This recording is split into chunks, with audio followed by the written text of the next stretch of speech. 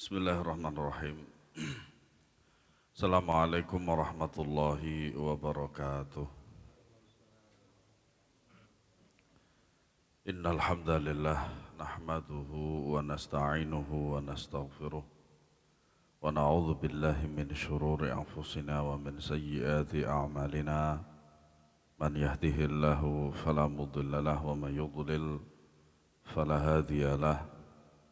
أشهد أن لا إله إلا الله وحده لا شريك له وأشهد أن محمدا عبده ورسوله يا أيها الذين آمنوا اتقوا الله حق تقاته ولا تموتن إلا وأنتم مسلمون اللهم صل وسلم وبارك على نبينا محمد وعلى آله وأصحابه أجمعين. Ma'asyiral muslimin azanallahu wa yakum, melanjutkan pembahasan prinsip dasar agama Islam, halaman yang ke-7.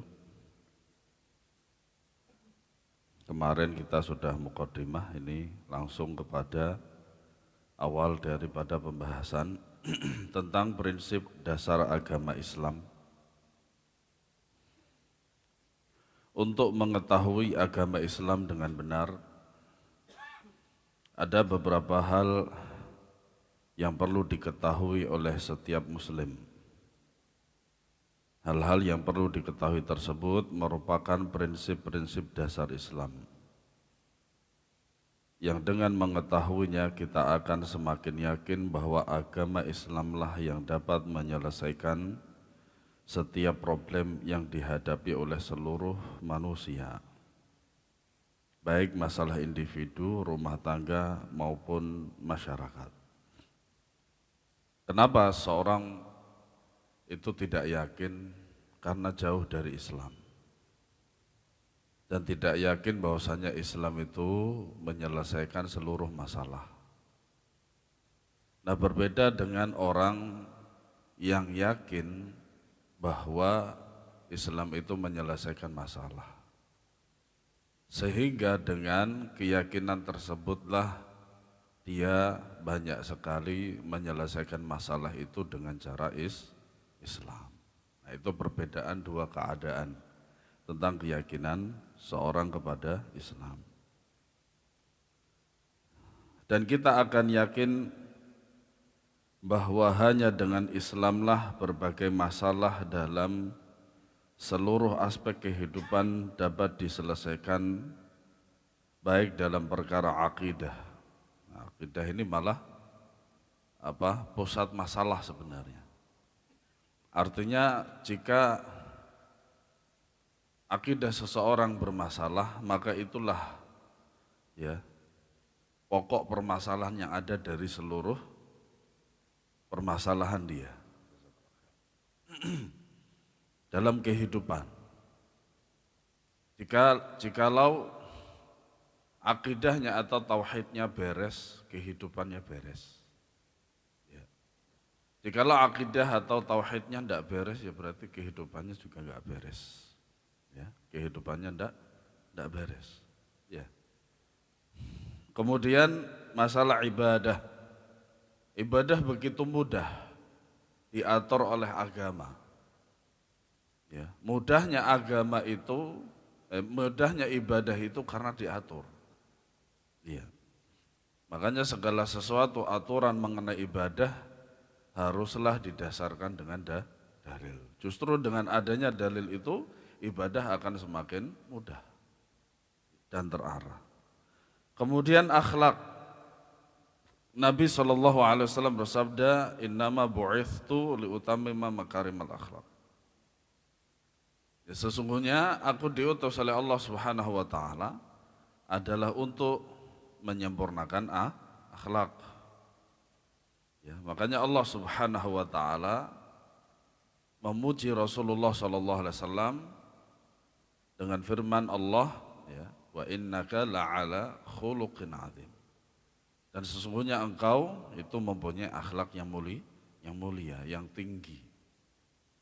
Ya, kadang inilah akhlak inilah yang membuat kita kaum muslimin, tetangga, saudara itu akan berbeda sikap. akhlaknya baik, maka sikapnya juga baik, muamalahnya baik. Jika akhlaknya buruk, maka orang-orang akan menyikapinya dengan buruk pula. Minimal apa? Menjauhi. Kemudian problematika rumah tangga dan bermasyarakat. Syekh Muhammad bin Jamil Zainu, beliau punya kitab itu kalau tidak salah dibahas di Rojak juga, Ustadz Jazuli Rohan Bashir itu. Ya, saya lupa kitabnya. Ada kitabnya tentang problematika rumah tangga. Nah, kemudian masalah politik. Ya, masa-masa kita sekarang kan ramai itu. Enggak ada berita kecuali politik. Enggak di media sosial hampir seluruhnya begitu. Kemudian sosial, kita adalah makhluk sosial. Makanya ada sosiologi, yaitu ilmu untuk bermuamalah. Ya. Kemudian ekonomi, ya. Dan yang lainnya, baik di dunia maupun di akhirat. Ya. Baik untuk pribadi maupun untuk masyarakat, baik untuk jasad maupun untuk batin. Nah, segala sesuatu yang disebutkan oleh penulis di sini, semua penyelesaiannya ada di dalam Islam. Islam itu lengkap. Ya, kalau antum perhatikan, ya, perihal hukum fikih, kitab-kitab fikih itu, masya Allah, sangat banyak sekali dan berjilid-jilid. Ya, terutama fikih. Masing-masing mazhab itu mengeluarkan banyak kitab induk. Ya. Yang kitab induk itu nanti akan menjadi acuan utama bagi para penganut mazhab tersebut untuk merujuk kepadanya. Ya. Sehingga dengan demikian dia akan bisa melakukan apapun di dalam agamanya, lengkap. Semuanya telah dijelaskan melalui Al-Quran dan As-Sunnah sesuai dengan apa yang telah difahami oleh generasi salafus saleh, yaitu generasi terbaik yang telah mendapatkan jaminan keridhaan dari Allah Subhanahu wa Ta'ala. Kehidupan kita itu tidak jauh dari, ya, tidak jauh beda dengan para sahabat terdahulu. Artinya apa ya? Kita kita harus memperhatikan akidah kita, akhlak kita, dan lain sebagainya. Pun juga dalam masalah ekonomi. Bagaimana para sahabat radhiyallahu anhum, mereka itu mencari nafkah. Ya. Sama dengan kita. Ya. Cuman bedanya, kalau para sahabat radhiyallahu anhum, mereka itu alim dalam artian, ya, mencari kehidupan dunia itu sekedarnya saja, tidak perlu ngoyo, santai saja. Nah, kemudian halaman selanjutnya, di antara prinsip-prinsip dasar yang harus diketahui tersebut adalah, jadi Al-Ustadz Hafizahullah Ta'ala di sini menulis ada 14 bab, ya, ada 14 bab. Kemudian kita langsung masuk kepada pembahasan yang pertama, yaitu mensyukuri nikmat Islam yang Allah Subhanahu wa Ta'ala karuniakan kepada kita. Para jamaah sekalian, azanallah wa yakum, kita akan mengetahui betapa agungnya nikmat ini dan begitu berharganya nikmat ini jikalau di antara keluarga kita masih ada yang tidak menerima Islam. Makanya apa? Dikatakan bahwasanya Islam itu adalah nikmat yang agung. Nikmat besar. Kenapa? Karena di dalamnya banyak sekali kebaikan-kebaikan yang Allah Subhanahu wa Ta'ala tuliskan, takdirkan. Islam, semuanya di dalam Islam. Allah Subhanahu wa Ta'ala berfirman, "Faman yuridillahu an yahdiyahu yashrah sadrahu lil Islam. Wa may yurid an yudillahu yaj'al sadrahu dayiqan harajan ka'annama yas'adu fis sama'." Kadzalika yaj'alullahu ar-rijsa 'alal ladzina la yu'minun. Nah, ini Allah Subhanahu wa taala menjelaskan kepada kita tentang keadaan orang yang menerima Islam. Ya. Barang siapa dikehendaki Allah, berarti kalau sesuatu itu dikehendaki oleh Allah Subhanahu wa taala, ketahuilah bahwasanya dia itu berharga. Ya. Barang siapa dikehendaki Allah akan mendapat hidayah, petunjuk, dia akan membukakan dadanya untuk menerima Islam. Makanya banyak sekali orang-orang yang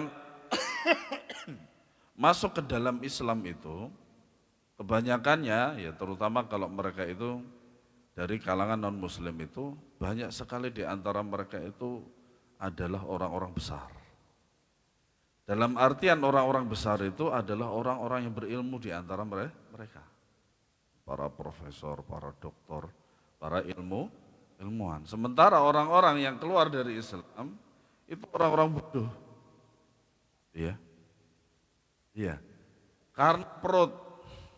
Makanya apa? Banyak sekali ya orang-orang Islam itu gara-gara perut itu mereka keluar agama Islam. Itu.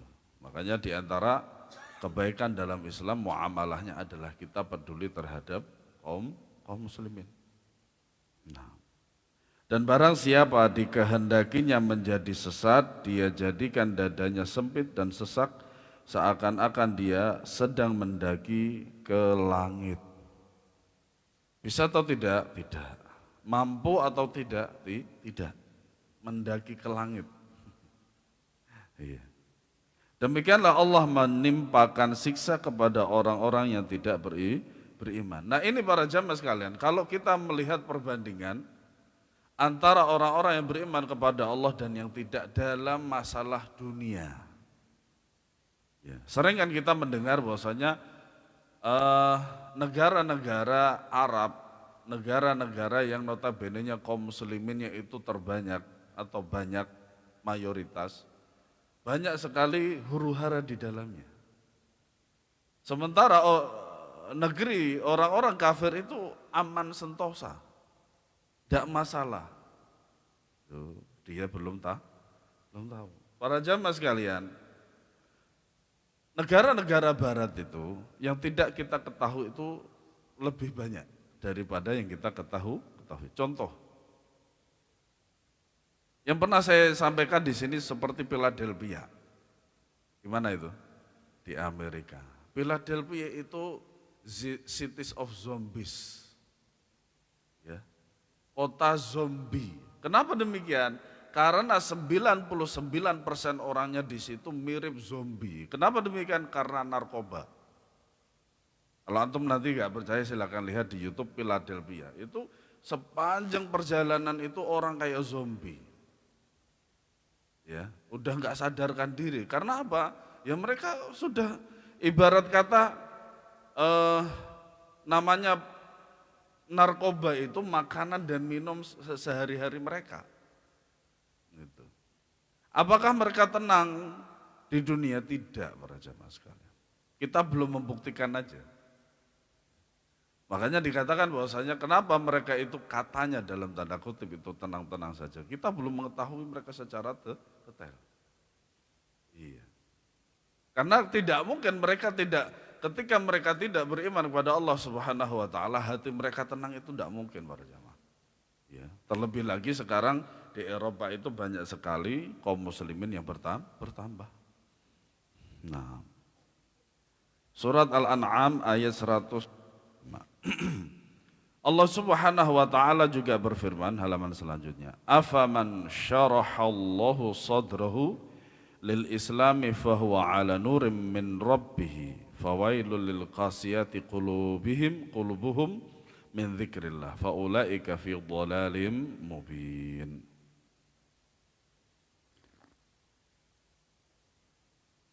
Maka apakah orang-orang yang dibukakan hatinya? Makanya dalam dua ayat ini, di antara bentuk siksaan Allah Subhanahu wa taala ya, kepada orang-orang yang tidak diberikan hidayah itu apa?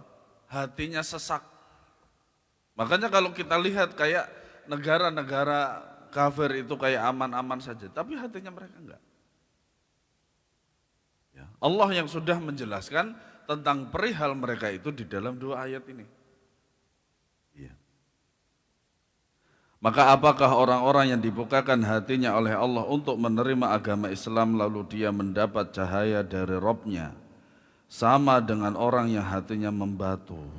Makanya orang-orang Islam itu hatinya tenang.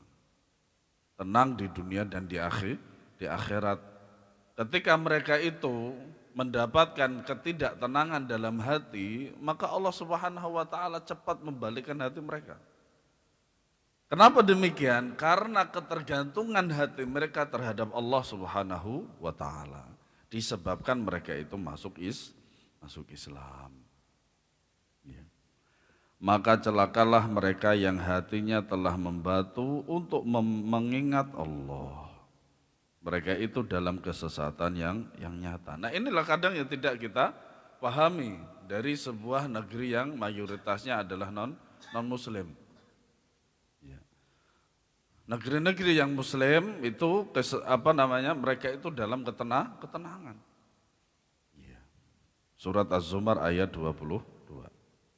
Orang yang tidak mendapat hidayah akan senantiasa berada di dalam kegelapan dan kerugian. Kegelapan maksudnya adalah kegelapan hati. Kenapa demikian? Karena Islam itu adalah cahaya. Islam adalah cahaya. Dan kerugian di dunia dan di akhirat, terutama di akhirat, wal'iyadzubillah. Bagaimana jika seandainya seseorang tidak diberi hidayah oleh Allah Subhanahu wa taala? Ya. Maka pasti ia menderita dalam kekafirannya, hidupnya sengsara dan tidak tentram. Serta di akhirat akan disiksa dengan siksaan yang abadi. Para jamaah sekalian, saya sering melihat sebuah storytelling, ya, artinya sebuah cerita di YouTube. Sebagian YouTuber itu di di vlognya dia atau di channelnya dia itu hanya sekedar cerita. Kan ada yang cuman makan doang yang ditunjukkan, ya toh. Kemudian ada juga yang cuman cerita. Nah, ada ini cerita 1 minggu itu 3 kali dia. Nah, yang saya perhatikan adalah cerita-cerita tentang pembunuhan di antaranya. Ya. Nah, saya mendengar bagaimana cerita dia itu di negaranya itu, negara yang non muslim, ya, bukan muslim, terjadi pembunuhan yang sangat brutal sekali. Ya.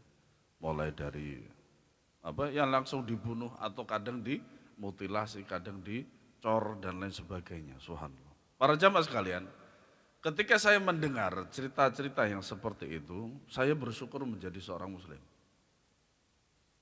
Kenapa demikian? Alasannya adalah orang kafir, karena mereka itu kafir kepada Allah dan hari kiamat, hari akhir, sehingga ketika mereka dizalimi di dunia seperti itu, bisakah mereka itu akan mengadu kepada Allah tentang ketika dia dizalimi di dunia?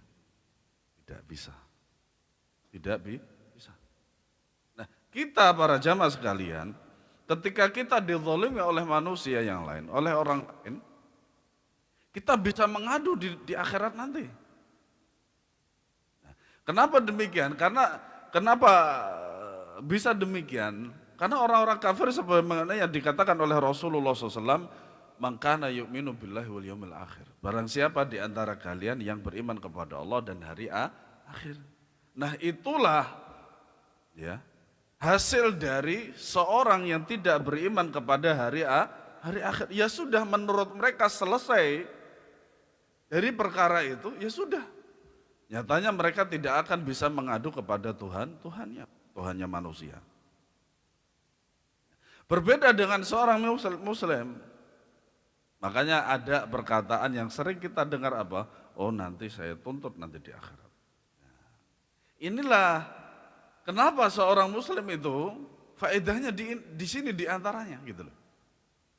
Kalau orang kafir kan nggak bisa mau mengadu kepada siapa, orang selesai sudah katanya mereka Kata mereka itu perkaranya sudah selesai, padahal belum setelahnya.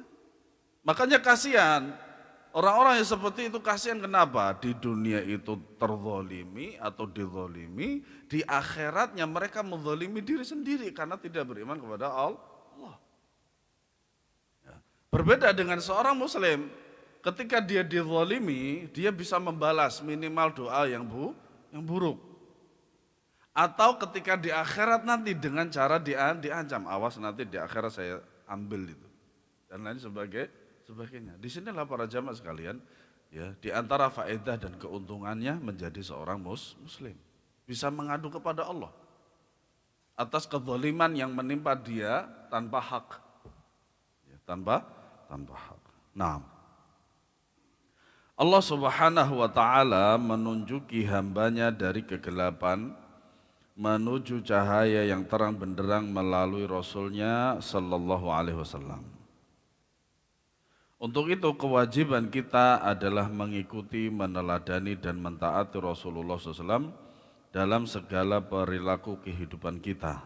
Inilah yang dikatakan dengan sunnah Nabi Sallallahu Alaihi Wasallam. Ya, perkataan, perbuatan, sifat dan lain sebagainya.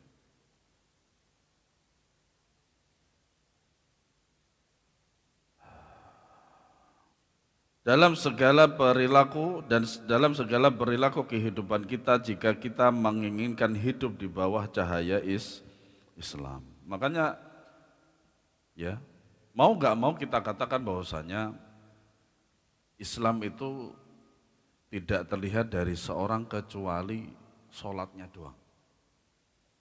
Ya. Kenapa demikian? Karena kehidupannya jauh dari Islam.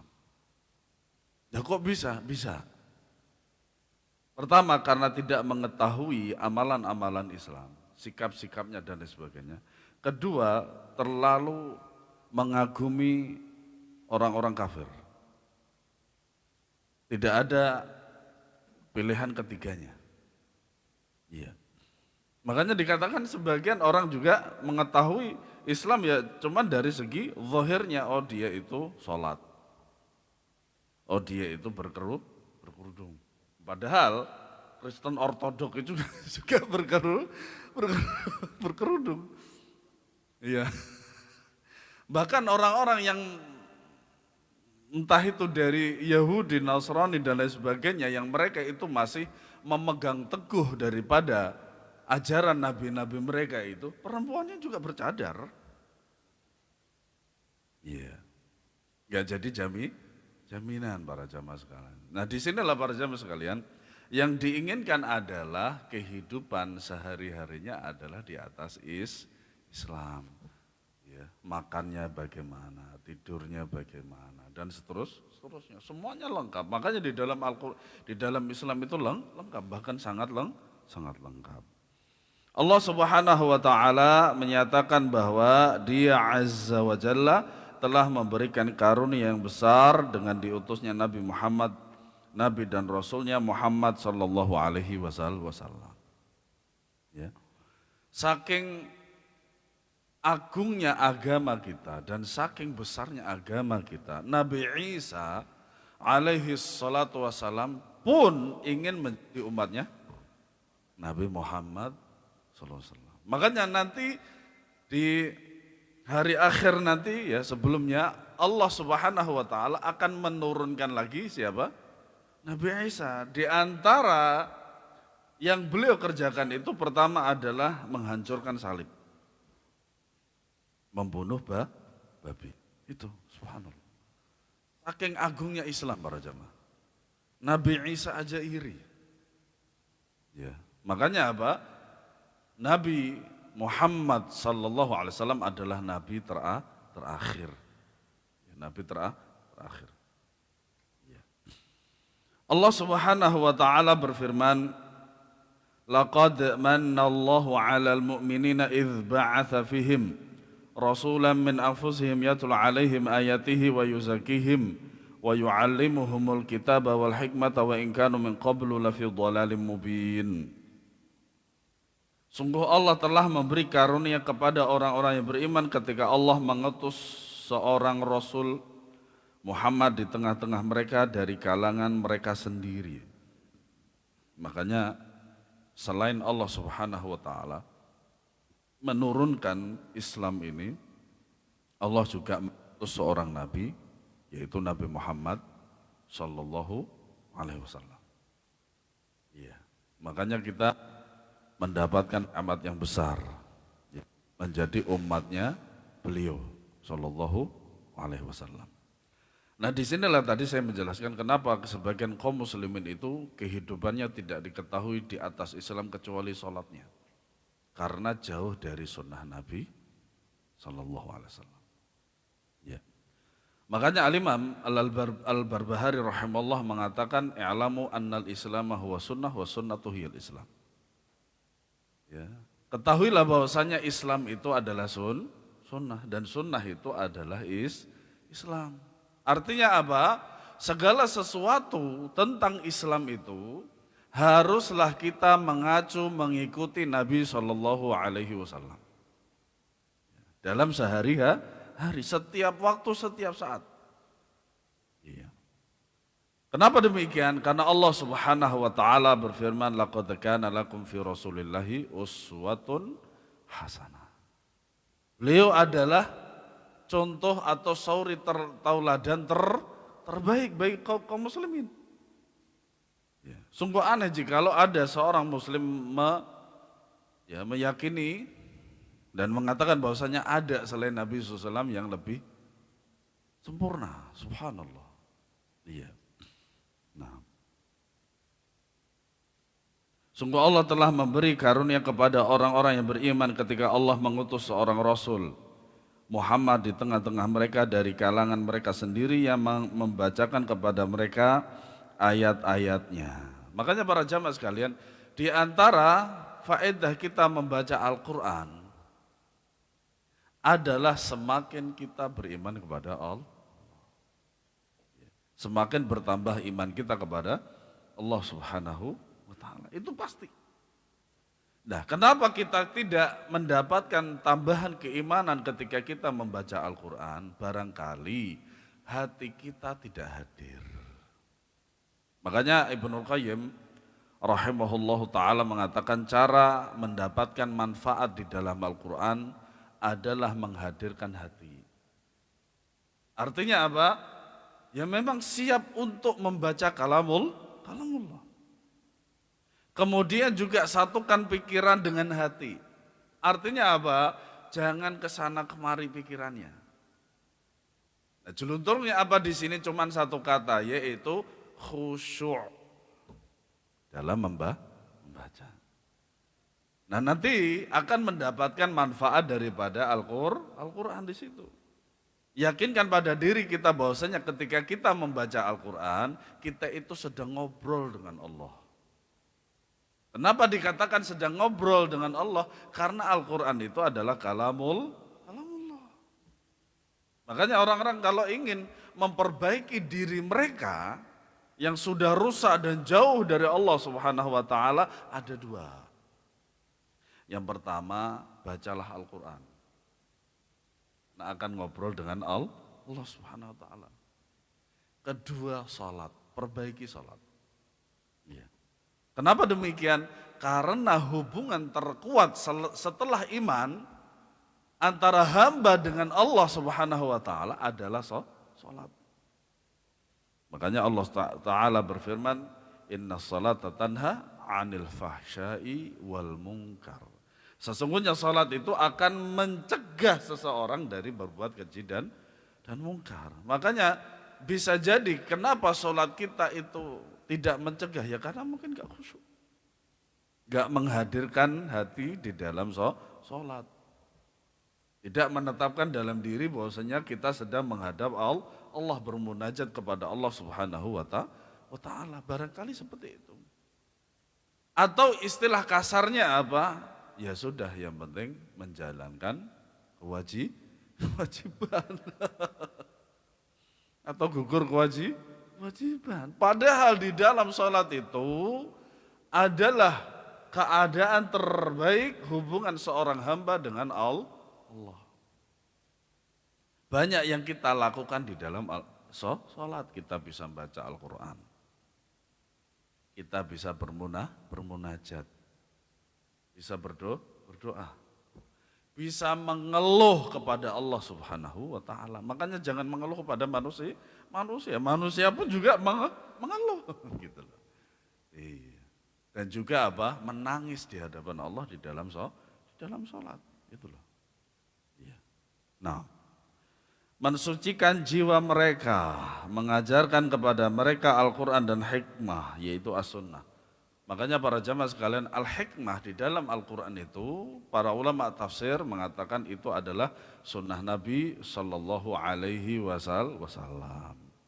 Ya, al-hikmah. Jazakallah khair.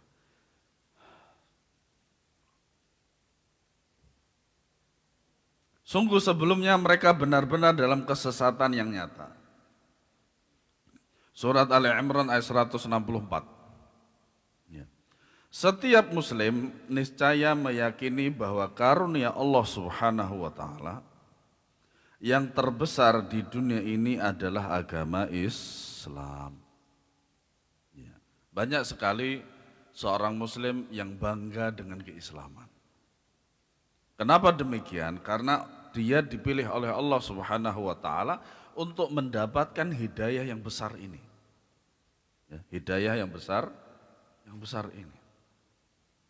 Karena hidayah Islam adalah hidayah teragung, terbesar yang dimiliki oleh seorang muslim.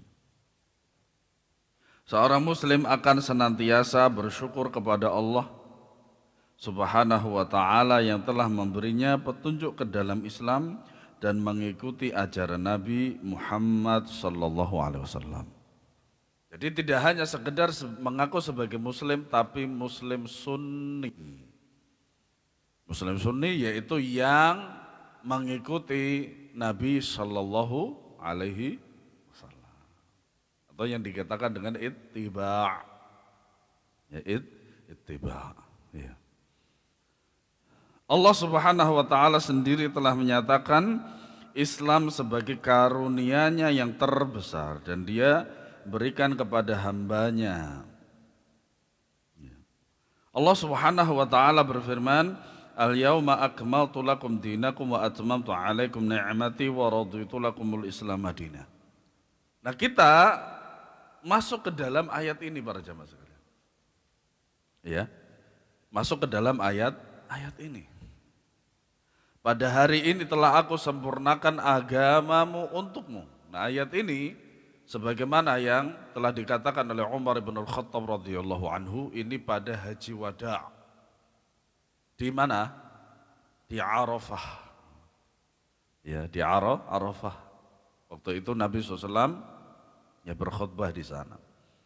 Nah, sehingga ayat ini menjadikan seorang Yahudi iri. Ya. Seorang Yahudi itu iri, makanya saking agungnya Islam itu banyak diirin oleh agama-agama lain. Gitu. Jadi seorang Yahudi itu iri dan menyampaikan kepada Umar bin Al-Khattab, kalau sekiranya ayat ini turun kepada mereka, maka pada hari itu akan mereka jadikan sebagai hari raya. Makanya yang suka mengadakan perayaan itu Yahudi para jamaah sekalian. Padahal cuma ayat. Ya. Sekiranya kalau memang itu ayat yang sangat istimewa, ya memang istimewa sekali.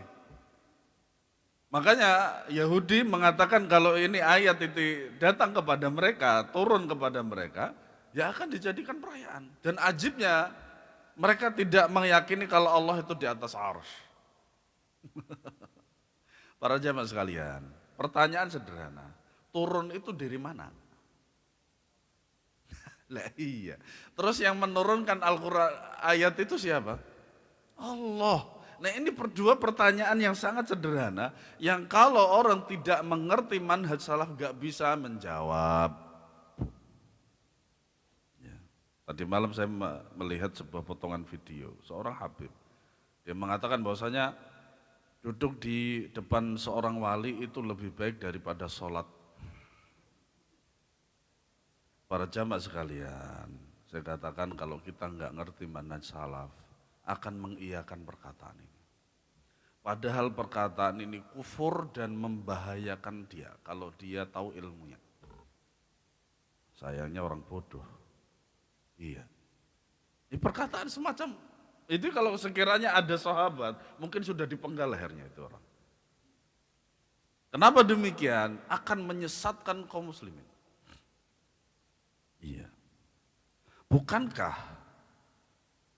tolok ukur seorang wali itu adalah salat? Ya. Tolok ukur seorang wali itu yang utama selain daripada keimanan pada Allah adalah salat. Itu tolok ukur wajib, syaratnya wajib. Ya. Makanya aneh kalau ada orang yang tidak salat. Nabi SAW aja sampai akhir hayatnya salat. Dan syariat tentang salat tidak akan habis kecuali pada hari kiamat. Itu rukun Islam belum selesai kok. Belum hilang. Kapan hilangnya? Yaumul kiamah. Ya, pada hari ini telah aku sempurnakan agamamu untukmu. Artinya apa? Agama Islam ini sudah sempurna. Tidak perlu yang namanya tambahan. Makanya kata Imam Malik, kalau ada bid'ah hasanah, kalau ada bid'ah berarti mengkritik firman Allah ini. Ketika Allah Subhanahu wa taala berfirman, al-yauma akmaltu lakum dinakum, kata orang yang pembuat bid'ah, belum, masih ada ini. Subhanallah. Makanya para jamaah sekalian, kenapa bid'ah itu sangat-sangat keras sekali permusuhannya terhadap sunnah. Jadi antaranya ini. Makanya sebagian ulama itu sangat keras sekali terhadap ahli bid'ah. Karena apa? Mereka itu berani terhadap Allah dan Rasulnya. Dan telah aku cukupkan nikmatku bagimu. Dan telah aku ridhoi Islam sebagai agama. Ini jelas sekali. Dalilnya jelas sekali. Iya. Makanya tadi di muqaddimah pertemuan pertama kan saya jelaskan. Apakah non muslim itu masuk surga? Pertanyaan selanjutnya adalah, apakah dia meyakini akan surga Allah? Kalau dia meyakini surga Allah, dia harus jadi muslim. Kalau tidak muslim, maka dia bukan tidak masuk surga Allah Subhanahu wa taala. Kadang sebagian dai itu terjebak dengan pertanyaan semacam ini. Karena apa? Hanya sekedar menjawab pertanyaan tersebut tanpa harus memikirkan apa secara terperinci. Lanjutkan pertanyaan selanjutnya. Ya, kalau meyakini Allah sebagai Tuhannya dan Rasul sebagai nabinya, maka dia masuk surganya Allah Subhanahu wa taala yang diyakini oleh kaum muslimin. Nah, kalau surga dalam tanda kutip selain daripada Allah, wallahu alam. Nah, kemudian yang A ini subbab, kewajiban kita atas karunia yang kita terima. Iya, karena kita mendapatkan nikmat besar ini, bagaimana sikap kita. Iya. Sesungguhnya wajib bagi kita bersyukur. Hitungan minimal dari bersyukur itu membaca alhamdulillah kepada Allah Subhanahu wa taala dengan cara melaksanakan kewajiban terhadapnya. Iya. Makanya betul kata seorang mu'alaf, dikatakan bahwasanya di dalam Islam itu lebih banyak aturan daripada selain Islam. Aturan itu supaya terarah. Aturan itu sebagai bentuk cinta Allah Subhanahu wa taala kepada hambanya. Makanya sering saya membuat sebuah perbandingan kepada anak-anak yang nakal dalam tanda kutip. Saya kan nggak pernah memberikan vonis tersebut kepada anak. Nah, anak ini rame lah istilahnya. Ya itu tadi istilah nakal, walaupun saya nggak pernah memakainya. Terjadilah dialog antara saya dengan dia. Kamu mau diapain?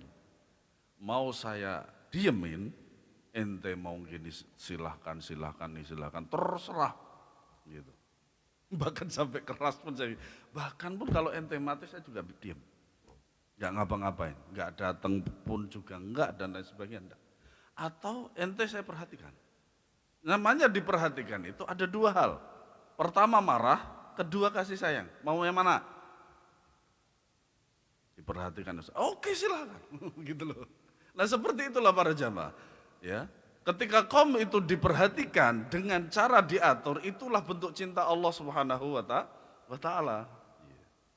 Yang kita tahu adalah cinta antara seorang laki-laki dan perempuan. Itu tok.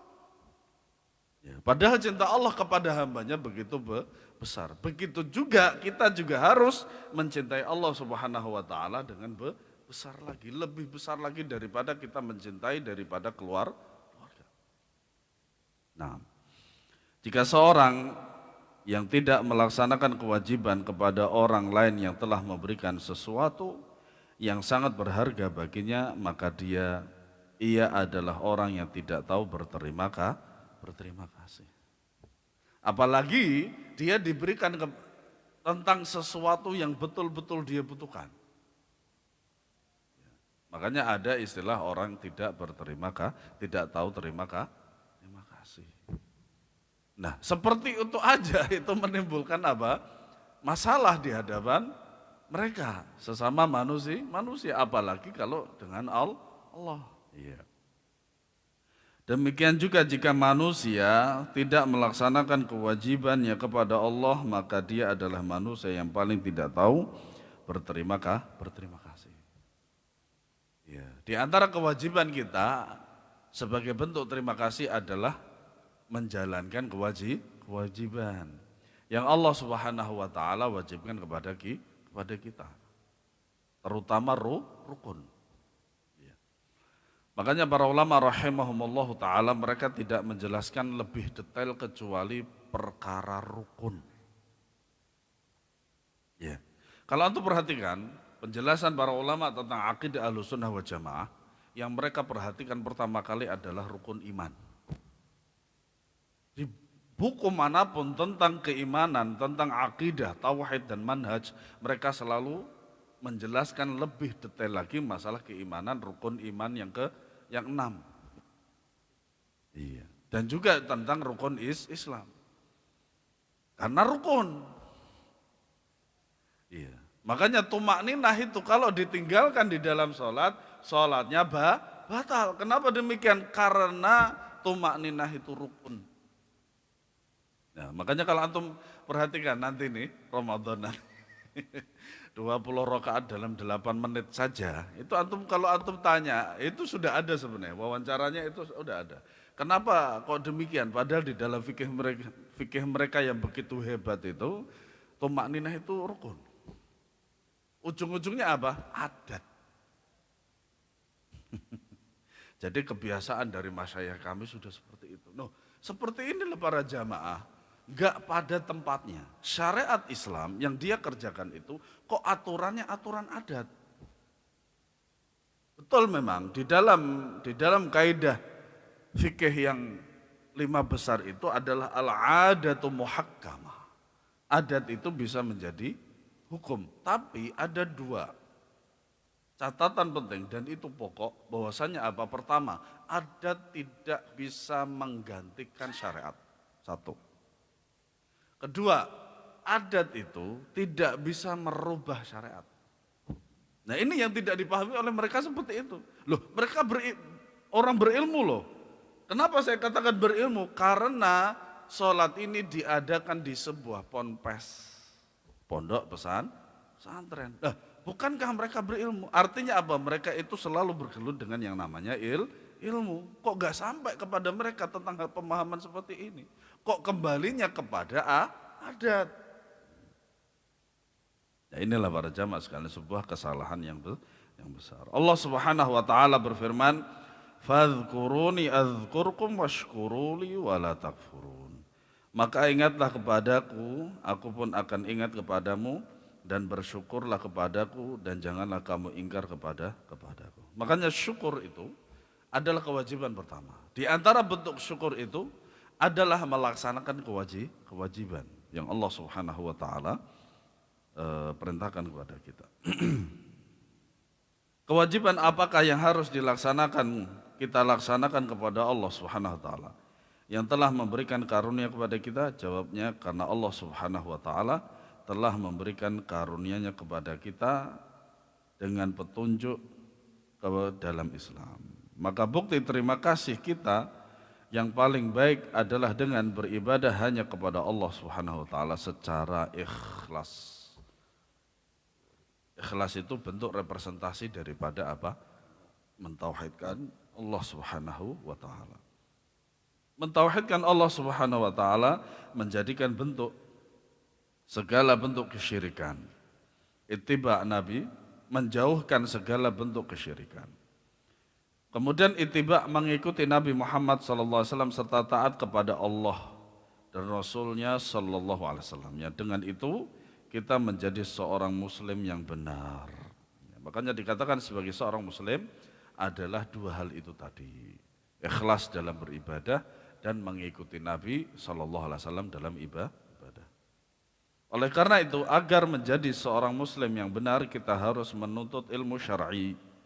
Ya, makanya jangan bosan-bosan untuk hadir di majelis ilmu. Ya. Kita harus belajar agama Islam karena Islam adalah ilmu dan amal saleh. Ya. Rasulullah SAW diutus oleh Allah Subhanahu wa taala dengan membawa keduanya. Allah taala berfirman, "Huwallazi arsala rasulahu bil huda wa dinil haqqi liyudhhirahu 'ala dini kullihi walau karihal musyrikun."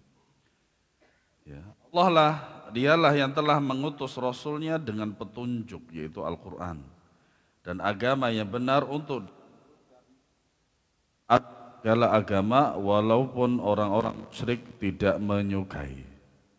Ya, makanya Nabi SAW membawa ilmu dan amal, yaitu Al-Quran dan Sunnah. Surat At-Taubah ayat 33. Kemudian Allah Subhanahu wa taala, "Huwallazi arsala rasulahu bil huda wa dinil haqqi liyudhhirahu 'ala dini kullihi wa kafa billahi syahida." Dialah yang mengutus Rasulnya dengan membawa petunjuk dan agama yang benar agar dimenangkannya terhadap semua agama, dan cukuplah Allah sebagai saksi. Ya, ini dua ayat ini sangat cukup bahwasanya Islam itu adalah agama, ilmu dan amal. Ya. Yang disebut dengan al-huda adalah ilmu yang bermanfaat. Ada tidak ilmu yang tidak bermanfaat? Ada. Ilmu tersebut sudah dipelajari bertahun-tahun lamanya, tapi untuk dirinya sendiri tidak bermanfaat. Terlebih lagi tidak bermanfaat juga orang lain. Itu ada. Ya. Dinul haq, agama yang benar adalah amal soleh. Ya. Allah Subhanahu wa taala mengutus Nabi Muhammad SAW untuk menjelaskan kebenaran dari kebatilan, menjelaskan nama-nama Allah, sifat-sifatnya, perbuatan-perbuatannya, hukum-hukum dan berita yang datang darinya, serta memerintahkan semua yang bermanfaat bagi hati, ruh dan jasad. Ya, beliau SAW memerintahkan untuk mengikhlaskan ibadah semata-mata karena Allah, mencintainya, berakhlak dengan akhlak yang mulia, beramal saleh dan beradab dengan adab yang bermanfaat.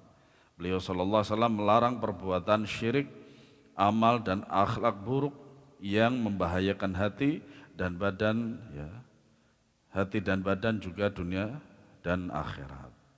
Cara untuk mendapat hidayah dan mensyukuri nikmat Allah adalah dengan menuntut ilmu syar'i.